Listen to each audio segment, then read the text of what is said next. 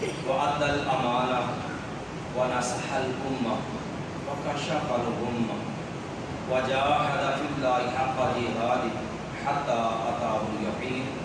أعوذ بالله السميع العليم من الشيطان الرجيم. قال الله تعالى في القرآن المجيد: أعوذ بالله من الشيطان الرجيم. فاعلم أنه لا إله إلا الله. وقال النبي صلى الله عليه وسلم: من قال لا إله إلا الله صادقا قلبه دخل الجنة أو كما قال النبي صلی اللہ علیہ وسلم۔ محترم ہماری جماعت کے سرمایہ بزرگ عالم دین قاری عبدالمتین اصغر صاحب حافظہ اللہ تعالی، اللہ ان کے علم میں عمل میں برکت پیدا فرمائے، انہوں نے میرے ذمے جو موضوع لگایا ہے وہ ہے عقیدے کی اہمیت اور اس سے انحراف کے نقصانات۔ عقیدے کا موضوع بڑا حساس اور بڑا اہم ہے اور ایک لمبے وقت کا متقاضی ہے، لیکن ہماری یہ نشست چونکہ اس کے اندر وقت کی زیادہ گنجائش نہیں ہے، ہماری کوشش ہوگی اختصار سے کچھ باتیں اس حوالے سے آپ کے گوش گزار کی جائیں، کیونکہ ہمارے ایک اور مقرر مہمان فضیلت الشیخ مفتی عتیق الرحمان علوی صاحب حفظہ اللہ، وہ بھی آپ سے ہم کلام ہونے والے ہیں اور انشاءاللہ ہم نے نماز عشاء تک یہ پروگرام جو ہے وہ مکمل بھی کرنا ہے۔ اللہ سے دعا ہے اللہ رب العالمین ہمیں حق سچ بیان کرنے کی، سمجھنے کی اور اللہ ہمیں اپنی اصلاح کی توفیق عطا فرما دے۔ اللہ رب العالمین نے قرآن مجید کے اندر ایمان والوں کو، پوری دنیا کے باسیوں کو اس بات کا حکم دیا، فاعلم، اس بات کو جانو، اس حقیقت کو سمجھو، انہ لا الہ الا اللہ، کہ صرف اللہ ہی الہ ہے۔ کیونکہ اس چیز کو، اس حقیقت کو سمجھنے کا فائدہ یہ ہے کہ نبی کریم صلی اللہ علیہ وسلم نے فرمایا: لوگوں من قال لا الہ الا اللہ صادقا قلبہ دخل الجنہ، لوگوں جو بندہ صدق دل سے لا الہ الا اللہ پڑھتا ہے، صدق دل سے اس بات کا اقراری ہے، یاد رکھو وہ انسان جنت کے اندر داخل ہو جائے گا۔ یہی عقیدے کی وہ دعوت ہے کہ اللہ رب العالمین نے سیدنا آدم علیہ السلام سے لے کے امام الانبیاء محمد الرسول اللہ صلی اللہ علیہ وسلم تک جتنے انبیاء پیغمبر رسول بھیجے، سب کی دعوت کا بنیادی محور اسی عقیدے کی اصلاح اور ایک اللہ کے ساتھ بندوں کا تعلق جوڑنا تھا۔ فرمایا: یا قوم اعبدوا اللہ ما لکم من الہ غیرہ، کہ اے لوگو صرف ایک اللہ کی بندگی کرو، اس رب کے سوا کائنات کے اندر کوئی الہ نہیں ہے۔ نبی کریم صلی اللہ علیہ وسلم کی آپ دعوت کا انداز دیکھیے، آپ کی دعوت کا پیغام بھی یہی تھا: یا ایھا الناس قولوا لا الہ الا اللہ۔ اگر نبی کریم صلی اللہ علیہ وسلم نے اپنے مبلغ دنیا کے اندر بھیجے تو نبی کریم صلی اللہ علیہ وسلم نے سب سے پہلی دعوت اسی عقیدے کی دعوت دی ہے۔ سیدنا معاذ بن جبل رضی اللہ عنہ کو یمن کے اندر روانہ کیا تو آپ نے بھیجتے ہوئے فرمایا: اے میرے معاذ رضی اللہ عنہ، ان اول ما تدعوہم شہادت اللہ الہ الا اللہ۔ اے معاذ دیکھ، تو نے مجھے یمن میں جانا ہے، سب سے پہلی تیری دعوت، سب سے پہلا تیرا پیغام یہ ہونا چاہیے، اس بات کا اقرار، اعلان، اس بات کی گواہی کہ صرف اللہ ہی الہ ہے۔ اور یہی پیغام اصحاب محمد صلی اللہ علیہ وسلم لے کے کھڑے ہوئے اور پوری دنیا سے ٹکرائے، جس کی عملی مثال دیکھنی ہو تو رستم کے دربار کے اندر ربیع بن عامر رضی اللہ تعالی عنہ کا وہ جملہ مجھے آپ کو یاد ہونا چاہیے کہ جب رستم نے پوچھا تھا کہ تم آئے کس لیے ہو، تمہارا مقصد کیا ہے، تو ربیع بن عامر رضی اللہ عنہ نے برملا یہ بات کہی تھی: ہمارا مقصد نہ دنیا کا مال و دولت، نہ دنیا کی چودراہٹ، ہم تو صرف اس لیے آئے ہیں لنخرج العباد من عبادت العباد الى عبادت رب العباد، ہم صرف ایک پیغام لے کے آئے ہیں کہ بندوں کو بندوں کی بندگی سے نکال کے ایک رب کی بندگی کے اندر داخل کرنے کے لیے، لوگوں کی عبادت سے نکال کے رب کے سامنے جھکانے کے لیے ہم آئے ہیں۔ صرف یہی ہمارا ایک پیغام ہے، اور یہی وہ نقطہ ہے، یہی وہ عقیدہ نظریہ ہے جس پہ قرآن مجید نے لوگوں کو دو حصوں میں تقسیم کیا ہے۔ اسلام نہ نسل کو مانتا ہے، نہ اسلام نظر کی بنیاد ہے، نہ اسلام رنگ کی بنیاد پہ، نہ زبان کی، نہ وطنیت۔ اسلام ان چیزوں پہ فرق اور امتیاز کا قائل نہیں۔ ہاں، اسلام ایک نظریے عقیدے پہ تقسیم کا قائل ہے، اس لیے اللہ نے صرف دو گروہ بنائے ہیں اس نظریے اور عقیدے کی بنیاد پہ، ایک حزب اللہ اور ایک حزب الشیطان۔ اولئک حزب اللہ اور اولئک حزب الشیطان۔ جو ایک اللہ کی بندگی والا عقیدہ رکھتا ہے وہ حزب اللہ ہے، اور جو اس سے منحرف ہے وہ حزب الشیطان ہے۔ اور لیکن اس کے ساتھ ساتھ ایک بات جو میرے آپ کے لیے سمجھنی انتہائی ضروری ہے، پہلی چیز یہ ہے کہ ہم لفظ سنتے ہیں عقیدہ عقیدہ عقیدہ، لیکن ہمیں ہماری بدقسمتی کہہ لیجئے ہمارا ذوق دنیا مادیت کے اندر تو بہت زیادہ ہے۔ ہمیں دنیا کے اندر سوشل میڈیا کے معاملات، ہمیں دنیا کے رنگ ہنر فن، ہمیں اس چیز کی ہر باریکی کا علم ہے۔ وائے افسوس اگر ہمیں علم نہیں تو دین کی مبادیات کا بھی علم نہیں ہے۔ یہ المیہ ہے، اور ہماری بربادی کی سب سے بڑی وجہ یہ ہے کہ اسلام کے بنیادی نظریات جو ہے اس کی بھی حقیقت سے ہم لوگ نہ آشنا ہیں۔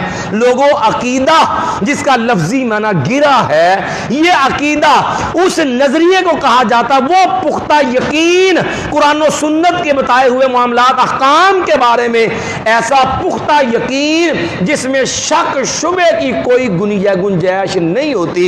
لوگوں یاد رکھو، اس نظریے کو جو ہے وہ عقیدے کے ساتھ تعبیر کیا جاتا، بیان کیا جاتا ہے۔ لوگوں یاد رکھنا، یہ نظریہ عقیدہ دنیا کے اندر جتنے فساد اور بگاڑ ہیں آپ کو اس کی شکلیں مختلف نظر آئیں گی، لیکن در حقیقت اس بگاڑ کی بنیاد یہی عقیدہ اور یہی نظریہ ہوتا ہے۔ صرف مثال سے بات کو آگے بڑھاتا ہوں، آپ کو دنیا کے اندر ایک بڑا ہی بد اخلاق اور بدتمیز گروہ نظر آئے گا، میرا جسم میری مرضی کے نام پہ لبرل آنٹیاں اور آنٹے آپ کو یہاں پہ نظر آئیں گے، میرا جسم میری مرضی کے نام پہ۔ یہ صرف ایک عیاش گروہ نہیں ہے، یہ حقیقت کے اندر وہ ملحدین کا طبقہ ہے جو اس نظریے پہ کھڑا ہے۔ دنیا کے اندر رب کا کوئی وجود نہیں ہے، وہ ملحدین کا گروہ ہے۔ اس نظریے کا عملی اظہار یہ میرا جسم اور میری مرضی ہے۔ آپ معاشرے کے اندر فرقہ واریت دیکھ لیجئے، جس کی مذمت تیرا میرا قرآن تیرا میرا دین کرتا ہے۔ ایمان والو، ایک اللہ کے لیے اکٹھے ہو جاؤ، ولا تتفرقوا، لوگوں گروہوں میں فرقوں میں تقسیم نہ ہو جانا۔ یہ جتنے بھی فرق آپ کو ملیں گے وہ جو ہے وہ عقائد کی بنیاد پہ ہو، دیگر معاملات، اس کی اصل بنیاد جو ہے وہ نظریہ اور عقیدہ جو ہے اس کا اختلاف ہے۔ یوں کہہ لیجئے دوسرے لفظوں کے اندر کہ یہی عقیدہ ہے جس کو اگر نہ سمجھا جائے کج فہمی کے نتیجے میں دنیا کے اندر جتنی فرقہ پرستی ہے، اس فرقہ پرستی کی بنیاد جو ہے وہ یہی جو ہے فکری کا جو ہے عقیدے کی کج فہمی اور عقیدے کے اندر بگاڑ ہے۔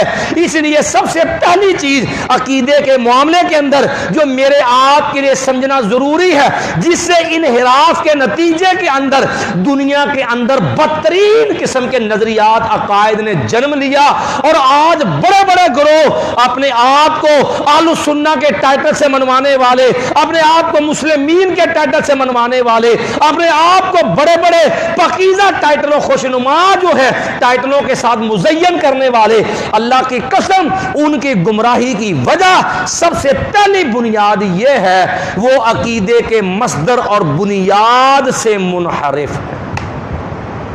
وہ عقیدے کے مصدر اور بنیاد سے ہی نابلد ہے یا دیدہ دانستہ اس چیز کے منکر ہیں۔ لوگوں یاد رکھنا، اسلام عقیدہ جو دیتا ہے وہ آپ کو دو چیزوں سے ملے گا، دوسرے لفظوں میں یوں کہہ لیجئے جس کا منبع ایک چیز ہے وحی الہی، اور وحی الہی کے دو محل ہے، دو چیزیں ہیں، ایک اللہ کا قرآن اور ایک امام الانبیاء محمد رسول اللہ صلی اللہ علیہ وسلم کی سنت۔ لوگوں قرآن بھی وحی، نبی محمد صلی اللہ علیہ وسلم کی احادیث بھی وہی، فرق صرف اتنا ہے قرآن کے الفاظ من جانب اللہ ہیں اور احادیث کے الفاظ من جانب رسول اللہ صلی اللہ علیہ وسلم ہے۔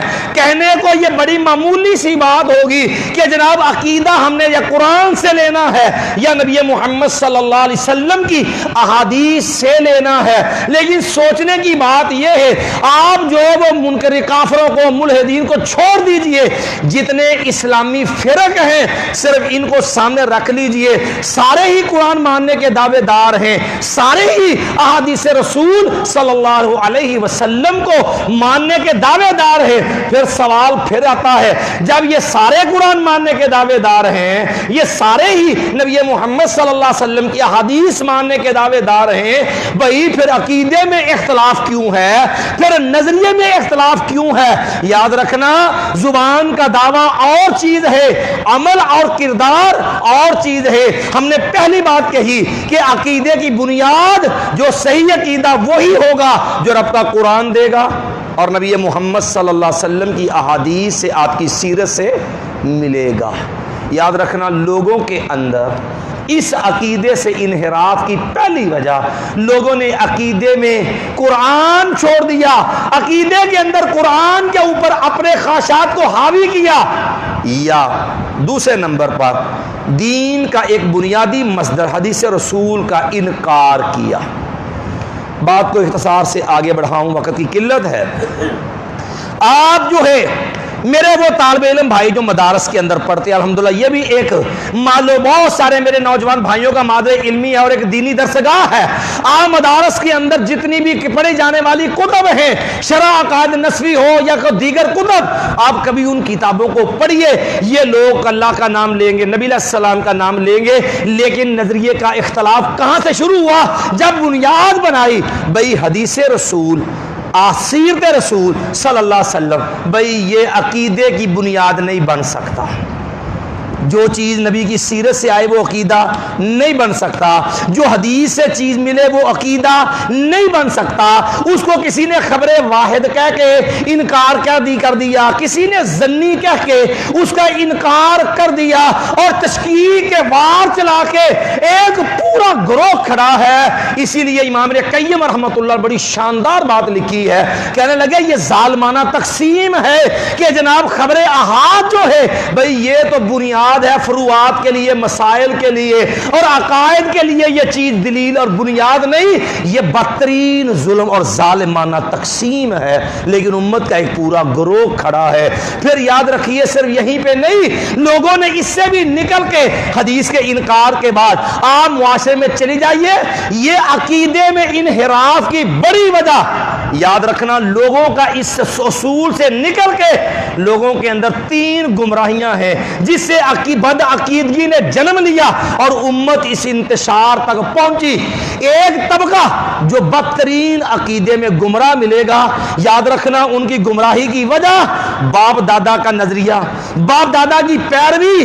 اللہ نے قرآن مجید کے اندر جہاں اپنی بندگی کا حکم دیا وہاں باپ دادا کی تقلید، چونکہ اسلام عقیدے میں نظریے میں بھی کسی کی تقلید کا قائل نہیں ہے، اس لیے فرمایا لوگوں جب انہیں کہا جاتا ہے لوگوں جو اللہ نے نازل کیا اس پہ آ جاؤ، قالوا بل نتبع ما الفینا علیہ آباءنا، ہم تو بھائی باپ دادا کے طریق پہ چلیں گے۔ نبی علیہ الصلوۃ والسلام نے اسی لیے اپنی دعوت کے اندر جہاں ایک اللہ کی بندگی کی دعوت دی، اللہ کے ساتھ بغاوت شرک سے منع کیا، وہاں کائنات کے امام نے اسی عقیدے کو سلجھانے کے لیے صحیح منہج اور عقیدے پہ جو گامزن کرنے کے لیے کائنات کے امام محمد کریم صلی اللہ علیہ وسلم اپنی دعوت میں یہ جملہ کہتے تھے، اعبدوا اللہ ولا تشرکوا بہ شیئا، لوگوں صرف ایک اللہ کی بندگی کرنی، لوگوں اللہ کے ساتھ شرک نہیں کرنا، مایا واترکوا ما یقول آباؤکم، لوگوں اپنے باپ دادا کے نظریات کو چھوڑ دو، دین باپ دادا کی پیروی کا نام نہیں ہے، دین اللہ اس کے رسول صلی اللہ علیہ وسلم کی پیروی اتباع کا نام ہے۔ لوگوں دوسری بڑی بنیاد جس نے یہ کج فہمی، یہ بد عقیدگی اور لوگوں کے عقیدے کو ضرب لگائی اور امت کو صحیح عقیدے سے الجھا کے گمراہی کی راہ پہ ڈال دیا، لوگوں یہ دوسری بڑی چیز یہ علم کلام ہے۔ میرے طالب علم بھائی تو جانتے ہیں یہ علم کلام کو عام لفظوں میں منطق اور فلسفہ کہا جاتا ہے، اگر تھوڑا سا اور آسان کر کے کہا جائے تو عقلی موش گافیاں اور عقلی ڈگھونسلے جو ہیں اس کو علم کلام کہا جاتا ہے۔ یاد رکھنا اسلام عقل کا منکر نہیں ہے، لیکن اسلام عقل کو معیار کل نہیں مانتا۔ اسلام نے عقل دی ہے دین سمجھنے کے لیے، نہ کہ دین بنانے کے لیے۔ گمراہی تب آتی ہے جب اس کو دین سمجھنے کی بجائے اس عقل سے دین بنانا شروع کر دیا جاتا ہے۔ اس کی ایک مثال دے کے بات آگے بڑھاتا ہوں کہ اس عقل پرستی نے، علم الکلام نے، اس منطق اور فلسفے نے، ان عقلی موش گافیوں نے کتنا ظلم ڈھایا، اور آج تک امت کا ایک بڑا طبقہ اس گمراہی کے اوپر کھڑا ہے، عقیدے کی گمراہی کے اوپر۔ لوگوں آپ نے نام سنا ہوگا امام اہل سنہ امام احمد ابن حنبل رحمۃ اللہ علیہ کا۔ کبھی سیرت کی تاریخ کی کتاب اٹھائیے اور دیکھیے کہ امام احمد ابن حنبل رحمت اللہ علیہ جو 16 سال عباسی خلفاء ظالم خلفاء نے 16 سال کوڑے برسائے ہیں۔ امام احمد ابن حنبل رحمت اللہ علیہ پہ 3 خلیفہ دنیا سے مر گئے، اور احمد ابن حنبل رحمت اللہ علیہ کی آزمائش نہیں مٹی۔ اختلاف کی وجہ کیا تھی؟ امام احمد ابن حنبل تو اعلانیہ کہتے تھی ایتونی بکتاب اللہ ہے او برسول او بحدیث رسول اللہ، لوگوں میں تو منکر نہیں ہوں، جو منوانا ہے احمد ابن حنبل منکر یا قرآن لے آؤ یا نبی محمد صلی اللہ علیہ وسلم کا فرمان لے آؤ، لیکن عقل کی بنیاد پہ، منطق فلسفے کی بنیاد پہ کھڑے لوگ، علم کلام والے، آج بھی دنیا کا ایک بڑا طبقہ اس بد عقیدگی پہ کھڑا، اسی علم کلام کی وجہ سے، اسی منطق اور فلسفے کی وجہ سے۔ جائیے کسی مدرسے کو کھولیے جس میں منطق علم کلام پڑھایا جاتا ہے اور اس کو بنیاد قرار دیا جاتا ہے، بڑی معذرت سے کعبہ کے رب کی قسم ہے تم ایک قرآن کو کلام اللہ مانتے ہو جو کلام اللہ نے آسمان سے جبریل کے ذریعے نبی محمد صلی اللہ علیہ وسلم پہ اتارا، جس کے ہر حرف پہ 10 نیکیاں ملتی، وہ قرآن ہے جو میرے آپ کے پاس 2 گتوں کے اندر موجود ہے۔ لیکن آج بھی اس گروہ کے 2 قرآن ہیں۔ آج بھی بد عقیدگی کا نتیجہ، منطق اور فلسفے سے عقیدہ اخذ کرنے والے، قرآن و سنت کی بجائے عقلیات پہ عقیدہ لینے والے، ان کے 2 قرآن ہیں۔ ایک قرآن وہ ہے جو عقیدے والا ہے، اور ایک کتاب وہ ہے جو فقہ والا ہے۔ جس فقی مسائل والا قرآن اور ہے، عقیدے والا قرآن اور ہے۔ یہ وہ نظریہ ہے جس پہ احمد ابن حنبل امام اہل سنہ نے 16 سال کوڑے کھائے، اور عقیدے کا قرآن وہ ہے کہ اللہ کا کلام وہ ہے لیس لہ صوت ولا حروف، اللہ کا کلام ہے، نہ اس کے الفاظ ہیں نہ حروف ہیں، لہذا قرآن جو ہے یہ گتا ہے، یہ کاغذ ہے، یہ الفاظ ہے، یہ مخلوق ہے۔ یہ خلق قرآن کا فتنہ وہاں سے چلا، اور جو ہے منطق فلسفے سے آج بھی بڑے بڑے مدارس، میں نام نہیں لیتا، اہل علم اس بات کو سمجھ رہے ہیں، ہمارے طلبہ بھی سمجھ لیں گے علم الکلام کہاں پہ اس یہ بیس بنیاد ہے۔ اور آج 2 قرآنوں کا نظریہ ہے، عقیدے والا قرآن اور مسائل والا قرآن۔ بتائیے اس سے بڑا ظلم اور کفر کہاں پہ جائے گا؟ اور تیسری بنیاد لوگوں کی خواب، الہام یا اس کے بعد مکاشفے کا انداز ہوتا ہے۔ لوگوں پھر اس کے بعد دوسری بڑی چیز لوگوں ایمانیات، اس کو سیکھنا سمجھنا، ہمارے اوپر فرض عقیدہ سیکھنا۔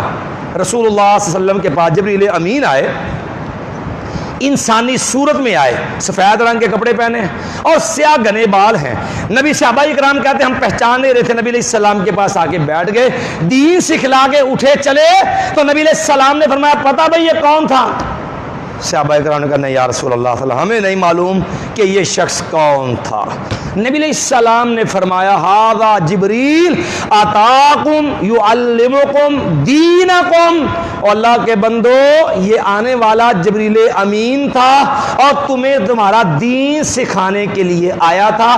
اس جبریل امین باقاعدہ عقیدہ سکھلا کے گئے اور عقیدہ سکھلاتے ہوئے سوال نبی علیہ السلام سے کر کے جواب بھی دیے۔ نبی علیہ السلام سے ایک سوال کیا تھا مل ایمان، لوگوں عقیدے کے ارکان سمجھ لیجئے، 6 چیزیں آئیں گی اس کے اندر۔ مل ایمان، لوگوں ایمان کیا چیز ہے؟ یاد رکھنا عقیدے میں ایمان میں 3 چیزیں ہیں، زبان سے اعلان، دل میں یقین، پھر اس کے مطابق عمل۔ زبان سے اعتراف اقرار اور دل میں یقین تصدیق اور اس کے مطابق عمل۔ اگر زبان کا انکار نہ ہو تو بندہ کافر ہے۔ یاد رکھیے یہودیوں کو اللہ کی پہچان تھی لیکن نبی علیہ السلام کو رسول اللہ نہیں مانتے تھے، اقرار نہیں کہ یعرفونہ کما یعرفون ابناءہم۔ لوگوں خالی معرفت ایمان نہیں ہے، خالی معرفت ایمان ہوتی تو یاد رکھو کبھی بھی یہودی کافر قرار نہ پاتے۔ محض خالی اقرار ایمان نہیں، جب تک تصدیق اور اس کے مطابق عمل نہ ہو۔ کیا یہ منافق اقرار نہیں کرتے تھے؟ اذا جاءک المنافقون قالوا نشہد انک لرسول اللہ واللہ یعلم انک لرسولہ واللہ یشہد ان المنافقین لکاذبون۔ اقرار تو کرتے تھے لیکن بدعقیدگی اور دل میں یقین نہیں تھا، اور اگر محض یقین ہو اور اس کے مطابق عمل کردار نہیں ہے تب بھی بندہ مومن نہیں ہوتا۔ پھر عقل تھا، سارا کچھ ابو سفیان رضی اللہ عنہ سے جو ہے وہ جان لیا، سارا کچھ جاننے کے بعد اپنی قوم کو جمع کر کے کہا تھا او میری قوم کے لوگوں حل لکم فی الفلاح والرشد، آیا کو عقل مندو کامیابی ہدایت چاہتے ہو فتبایعوا ھذا النبی، اگر چاہتے نبی کی مان لو۔ جب کرسی جاتی دیکھی تو وہ بھی پھر گیا اقرار کرنے سے اعلان سے۔ یاد رکھنا محض جو ہے یقین اور محض تصدیق اس سے بھی بندہ مومن نہیں بنتا، عقیدہ صحیح نہیں ہوتا۔ ابو طالب کو نبی علیہ السلام کیا کہا تھا؟ یا امی قل کلمۃ احاج لک بہا عند اللہ، چچا آپ اقرار کر لیجئے۔ اب چچا تصدیق کر رہا ہے، بیٹا بات تیری بہت اچھی ہے، دین تیرا بہت اچھا ہے بیٹا، پر ایک مسئلہ ہے۔ صحیح مسلم میں یہ الفاظ ہے ابو طالب کے، نبی اللہ کا چچا 42 سالہ رفاقت ہے، کہنے لگا بیٹا بات بتا کیا ہے؟ لولا ان تعیرنی قریش لاقررت بها عینیک، بیٹا اگر یہ ڈرنا نہ ہوتا کہ لوگ باتیں کریں گے تو بیٹا لوگوں کے تانوں کا ڈر نہ ہوتا تو میں کلمہ پڑھ کے جو ہے کر دیتا۔ فابا ان یقول لا الہ الا اللہ، بظاہر تصدیق تھی، دل میں یقین تھا، بندہ سچا، لیکن ڈرتے تھے لوگ کیا کہیں گے، اقرار نہیں کیا۔ خالی یقین ہونا یہ سے بھی بندے کا عقیدہ نہیں سنورتا، بندہ مومن نہیں بنتا جب تک جو 3 چیزیں نہ ہو، زبان کا اعتراف، دل کا یقین اور اس کے مطابق عمل۔ اگر زبان کا انکار ہو، زبان سے اقرار نہ ہو تو بندہ کافر ہوتا ہے، دل کا یقین نہ ہو زبان تو منافق ہوتا ہے، لیکن اگر بد عملی ہو تو بسا اوقات کافر بن جاتا ہے، عام طور پہ فاسق اور فاجر کے درجے کے اندر چلا جاتا ہے۔ اور آخری بات میری اس گفتگو سے متعلقہ میرے بھائیوں یاد رکھو، 6 چیزیں ہیں جو عقیدے میں بنیادی جن کی تفہیم ضروری ہے۔ اس پوچھا گیا مل ایمان، ایمان کیا چیز؟ عقیدے میں کون سی حل کرنی پہلے، کیونکہ ایمان اور اسلام ایک چیز نظریات کا نام ہے، ایک اعمال کا نام ہے۔ اعمال جس پہ بولا جائے وہ اسلام کے اعمال جو ہیں اس کے اندر اللہ کے ایک ہونے کا اقرار، رسول اللہ ہونے کا اقرار، شہادتین، نماز روزہ حج زکات۔ نبی نے پوچھا گیا مل ایمان، پوچھا گیا ایمان کیا چیز ہے؟ मैं अन तुअमिन बिल्लाह व मलाइकतिही व कुतुबिही व रुसुलिही वल यौमिल आखिर व अन तुअमिन बिल क़द्रि खैरिही व शर्रिही। अल्लाह को एक मानना, न अल्लाह के रसूलों पर ईमान, किताबों पर ईमान, आखिरत पर ईमान, तकदीर पर ईमान, और इख्तिसार से सिर्फ एक पहलू अल्लाह की मार्फत, अल्लाह पे ईमान। लोगों, ईमान क्या है? सही बुखारी के अंदर किताबुल ईमान में फ़क़ीह उम्मत अब्दुल्लाह इब्न मसूद रज़ी अल्लाह अन्हु का जुमला बड़ा काबिल गौर है। फरमाते लोगों, अल ईमानो अल यकीनो कुल्लुहु, ईमान कामिल यकीन का नाम है। जब तक यकीन पुख्ता नहीं, बंदा मोमिन नहीं बनता। लोगों, अल्लाह का वजूद, उसका एतराफ़। मैं इख्तिसार से चल रहा हूँ, वक्त काफ़ी हो चुका, मेरा जितना टाइम गुफ्तगू का था वो तकरीबन मुकम्मल हो गया। लोगों, अल्लाह के वजूद का इकरार, ऐलान, क्योंकि अगर अल्लाह के वजूद का इनकार करोगे तो बंदा मुल्हिद बनता है। हमारा लफ्ज़ तो सुना होगा आपने, इल्हाद।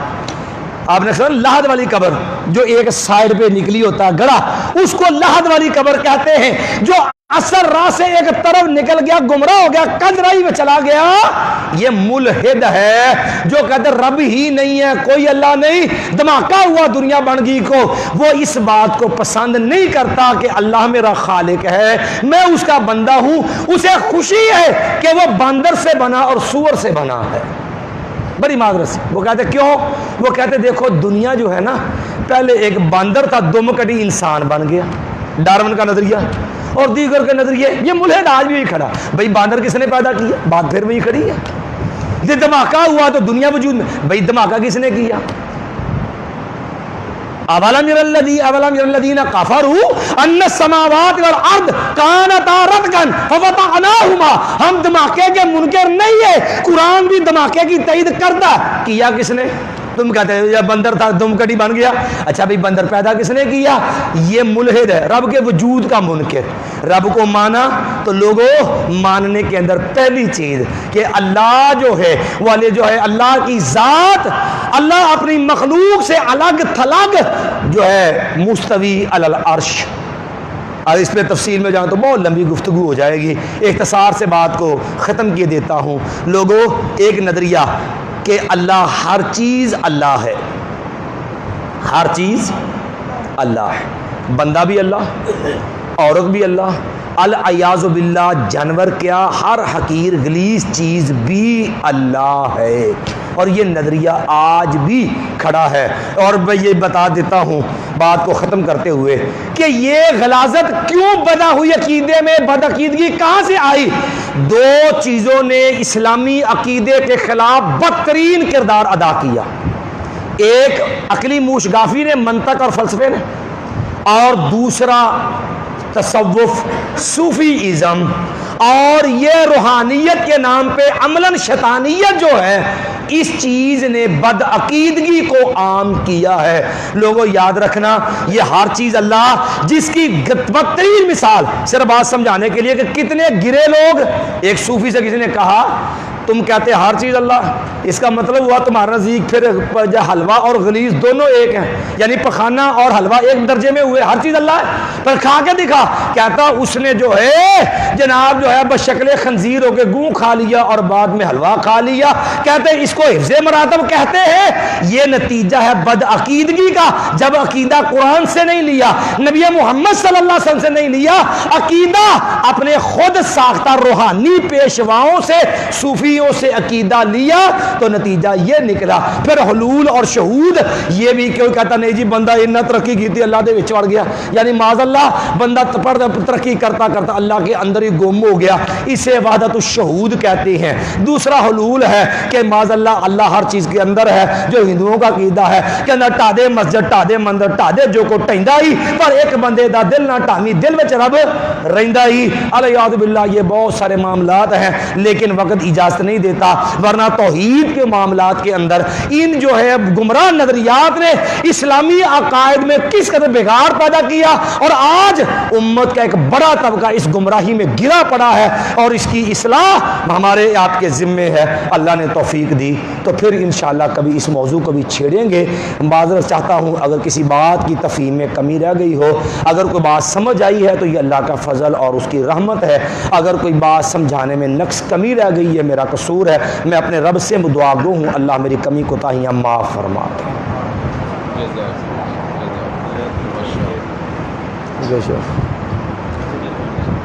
ہماری گفتگو سے متعلقہ ہمارے کسی بھائی کے ذہن میں کوئی سوال ہو تو بھائی کر سکتا ہے۔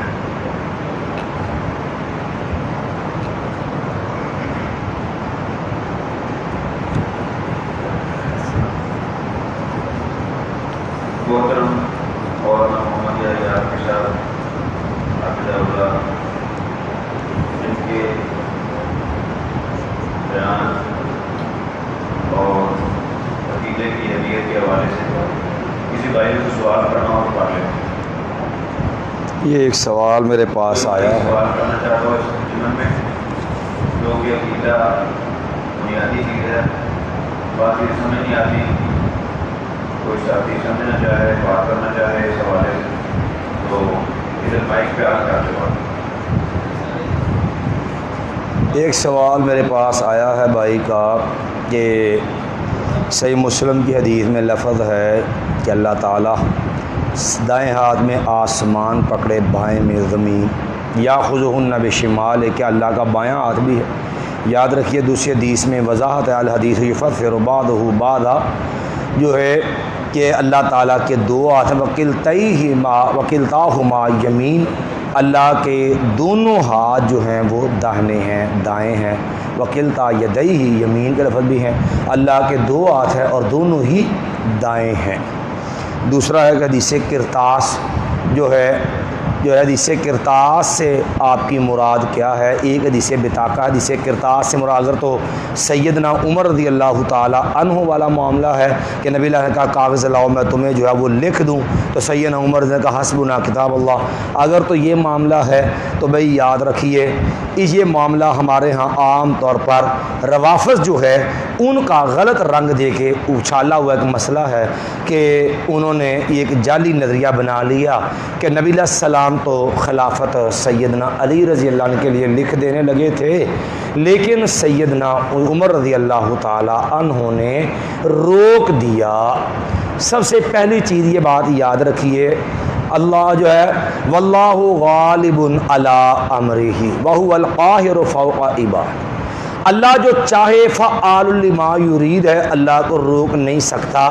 نبی صلی اللہ علیہ وسلم لوگوں کے پابند نہیں، رب کی وحی کے پابند ہیں۔ اگر اللہ لکھوانا چاہتا اور ایسا کوئی فیصلہ ہوتا، سیدنا عمر رضی اللہ 1000 مرتبہ بھی روک لیتے، کبھی وہ چیز رکنے والی نہیں تھی۔ اس کو ایک مثال سے سمجھ لیں آپ، مجھے صلح حدیبیہ کا معاہدہ لکھا جا رہا تھا، عمر رضی اللہ تعالیٰ عنہ بار بار کہہ رہے تھے یا رسول اللہ صلی اللہ علیہ وسلم کیوں اتنا نیچے ہم جا رہے ہیں، کیوں ہم جو ہے اتنا نیچے ہو کے جو ہے وہ شرطوں کو مان رہے ہیں، اللہ سنا علی الحق، ہم حق پہ نہیں ہیں۔ تحریر تو لکھی جا رہی تھی، نبی نے لکھی بھی، نبی صلی اللہ علیہ وسلم نے دستخط بھی کر دیے اس کے اوپر، سارا کچھ کی۔ عمر روکنے والے تھے، جو لکھنا تھا وہ تو عمر کے روکنے میں بھی نہیں نبی رکے تھے۔ نبی علیہ السلام نے کہا تھا جب جو ہے جو عروہ بن مسعود نے کہا نا جی آپ نے فیصلے میں لکھا ہے ھذا ما قاض علیہ محمد رسول اللہ صلی اللہ علیہ وسلم، بھئی یہ فیصلہ جو محمد رسول اللہ صلی اللہ علیہ وسلم اور رؤسائے مکہ کے درمیان ہوا، کہنے لگے ہم تو آپ کو رسول اللہ نہیں نہ مانتے، اگر رسول اللہ مان لے تو اختلاف کس بات کا، یہی تو جھگڑا ہے، لہذا یہ کاٹ دیجیے، ہم نہیں مانتے۔ اب نبی اللہ سے کٹوانا چاہتے تھے، سیدنا علی کاٹنا نہیں چاہتے تھے، کیا خیال ہے کاٹا گیا کہ نہیں؟ نبی علیہ السلام نے کیا فرمایا تھا؟ میں علی ام ہو یا علی، اے علی رضی اللہ عنہ کاٹ دو بھائی۔ کہا کہ میں تو رسول اللہ مانتا ہوں، میں کیوں کاٹوں؟ اچھا بتاؤ بھائی کدھر ہے؟ نہیں، علی رضی اللہ نے محبت میں نہیں کاٹا کہ میں رسول اللہ مانتا ہوں، ہم نے خود کاٹ دیا۔ جو کرنا ہو وہ نبی علیہ السلام کو کوئی روک نہیں سکتا. پہلے تو یہ بات سمجھنی چاہیے. پھر دوسری بات ہے کہ سیدنا علی رضی اللہ عنہ کے حوالے سے جو مبالغہ بنا کے ان کو جن طاقتوں کا مالک قرار دے کروایا جاتا ہے، میرا خیال ہے یہ چیز اس نظریے کے بھی خلاف ہے. پھر تیسری بات یاد رکھنا، سیدنا علی رضی اللہ عنہ خود نہیں لکھوانا چاہتے تھے کچھ بھی، یہ بات بھی سمجھ لینا. سیدنا علی رضی اللہ عنہ لکھوانا ہی نہیں چاہتے تھے. سیدنا علی اور سیدنا عباس گئے تھے، چلو اللہ کے نبی بیمار ہیں. سیدنا عباس نے کہا میں جو ہے عبد المطلب کی حال کو اولاد کو جانتا ہوں، حالت جو ہے وہ زندگی میں بچنے والی نہیں ہے، چلو ہم اللہ کے نبی سے کہ کچھ لکھ دے کہ چچا ہے، ایک بھتیجا ہے، ایک چچا ہے اور ایک چچا کا بیٹا ہے. چلو کہا نہیں جانا. اگر آج اللہ کے نبی نے کوئی انکار کر دیا نا باغ میں، ہمیں کسی نے قریب ہی نہیں آنے دینا. سیدنا علی تو لکھوانا ہی نہیں چاہتے تھے. جھگڑا کس بات کا؟ بہرحال یہ ایک لمبی بات ہے، اختصار سے میں نے آپ کو جواب دینے کی کوشش کی ہے کہ یہ صرف جو ہے خود ساختہ مفروضے ہیں اور گڑھی ہوئی باتیں ہیں جن کا اصل مقصد اصحاب محمد سے دشمنی ہے. اور یہ بھی بنیادی بد عقیدگی ہے کہ ایک نظریہ عقیدہ قرآن نے دیا رحماء بینہم، اور ایک آئیڈیالوجی ایرانی ہے روافض کی ہے کہ اشداء بینہم علیاذ باللہ. قرآن نے کہا رحماء بینہم، اصحاب محمد آپس میں بڑے رحیم کریم پیار کرنے والے تھے. شیعہ رافضان نے آئیڈیالوجی یہ کہ نہیں وہ آپس میں دشمن تھے. فیصلہ آپ سمجھ لے ہیں کہ عقیدہ جب قرآن نے دے دیا تو پھر کسی کے فہم میں غلطی ہو سکتی ہے، سمجھنے میں غلطی ہو سکتی ہے، قرآن میں غلطی نہیں ہو سکتی. اس لیے سارے صحابہ قابل احترام ہیں اور ان کی عزت احترام فرض ہے. ہماری ذمہ داری ان کے لیے دعا ہے. والذین جاءوا من بعدہم یقولون ربنا اغفر لنا ولاخواننا الذین سبقونا بالایمان. صحابہ کرام انسان تھے، بشری لفظوں پہ بشری تقاضے پہ غلطی ہو جانا بڑی بات نہیں، لیکن اللہ نے ہمیں ان کے لیے دعا کو حکم دیا ہے. اللہ نے ہمیں ان کی غلطیوں پہ جج نہیں بنایا.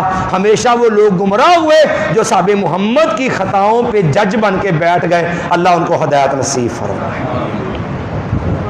وعلیکم السلام.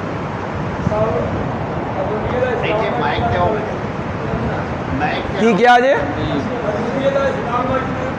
عقیدہ صوفیت دا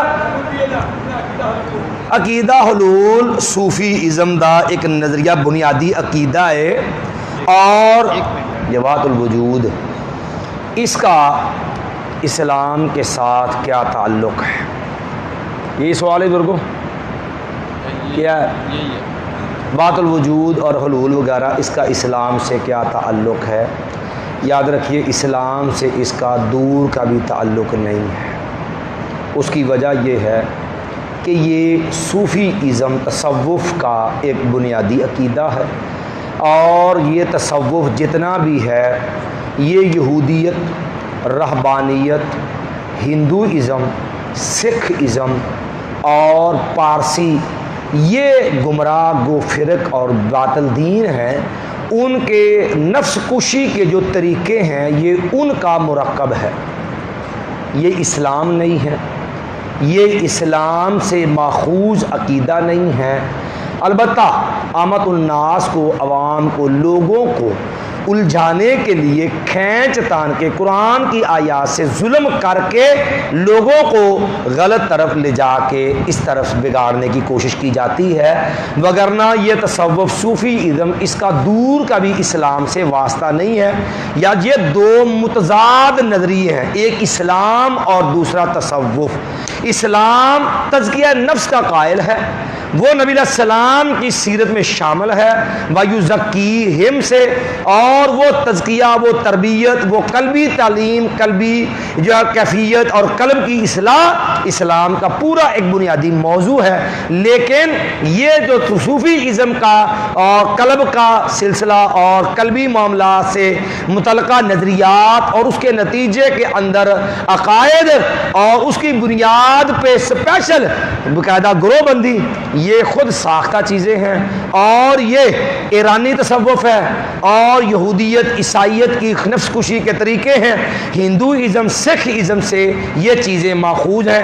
جتنا بھی تصوف ہے اس کی بڑی بنیاد یہ ایرانی آتشی جو تھے، آتش پرست، یہ ان سے لیا گیا ہے، اور رافضی بدترین گمراہ صوفی ہیں اور سب سے بڑھ کے باطنی ہیں اس مسئلے کے اندر، لیکن یہ تفصیل کا وقت نہیں۔ یہ بڑا دلچسپ اور بڑا ہی مفصل جو ہے ایک موضوع ہے، یہ بھی اللہ نے کبھی موقع دیا تو انشاءاللہ کچھ چیزیں آپ کے سامنے رکھیں گے تاکہ ہمیں کم از کم شعور تو ہو کہ اسلام کے نام پہ ہمارے ساتھ ہو کیا رہا ہے، اور کون سے لوگ اسلام کی تصویر پیش کر کے حقیقت میں ہم سے کیا کر رہے ہیں۔ سادے لفظوں میں اگر مبالغہ نہ سمجھا جائے تو اتنا ہی سا فرق ہے یہ عقیدہ حلول میں اور اسلام میں جتنا جو ہے زمزم اور گٹر کے پانی میں ہے۔